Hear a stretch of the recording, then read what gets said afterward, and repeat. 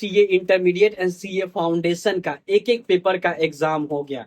कुछ बच्चे को डर लग रहा है कि उनको ऐसा लगता है कहीं 40 भी मार्क्स आए या नहीं आए इंटरमीडिएट एडवांस अकाउंट या सीए फाउंडेशन अकाउंट्स पेपर में।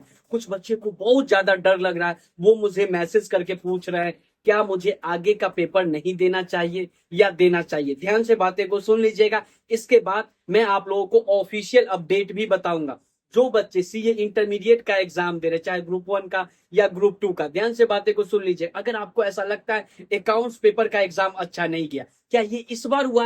हर अटेम्प्ट में कुछ ना कुछ बच्चे को ऐसा लगता ही है कि पेपर 1 का एग्जाम उनका अच्छा नहीं गया। क्या वो बच्चे ग्रुप पास ही नहीं करते हैं क्या? आपके स्क्रीन पे शो कर रहा है रिजल्ट, स्क्रीन पे रिजल्ट शो कर रहा है, देखो तो ये बच्चा पास किया ही नहीं, इसका भी रिजल्ट क्या खराब है। 40 नंबर अकाउंट्स में आता है एडवांस अकाउंट में, फिर भी ये ग्रुप क्लियर हो गया। तो क्यों आप पीछे हटना? प्लीज बच्चों, आप सारे पेपर का एग्जाम दोगे, जो हो गया उसके बारे में नहीं सोचना है। यही बात मुझे सीए फाउंडेशन वाले बच्चे को भी समझाना है। ऐसा हो सकता है कि आपका पेपर बहुत खराब गया हो, लेकिन अगर घिस तीर करके भी 40 आ जाता है तो आपको अकाउंट्स पेपर या एडवांस अकाउंट पेपर के बारे में नहीं सोचना।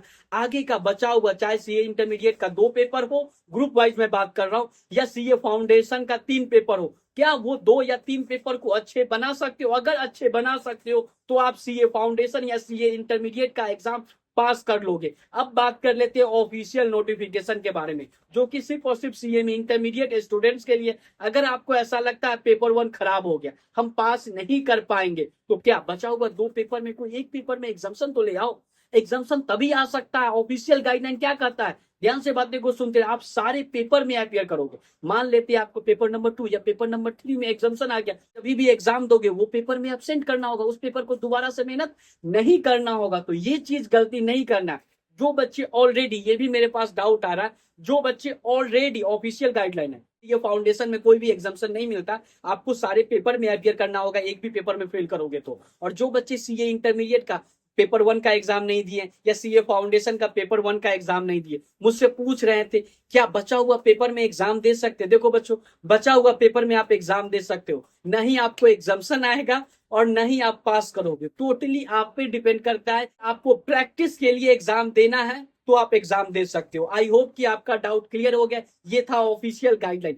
बाकी बच्चे, मैं सभी बच्चों से रिक्वेस्ट करूंगा, अगर आपका पेपर 1 ये फाउंडेशन का हो या सीए इंटरमीडिएट का उतना सही नहीं गया, फिर भी बचा हुआ सारे पेपर का एग्जाम में अपियर करोगे। आई होप कि आपका डाउट क्लियर हो गया होगा। मिलते हैं नेक्स्ट वीडियो में। ऑल द बेस्ट बचा हुआ एग्जाम के लिए।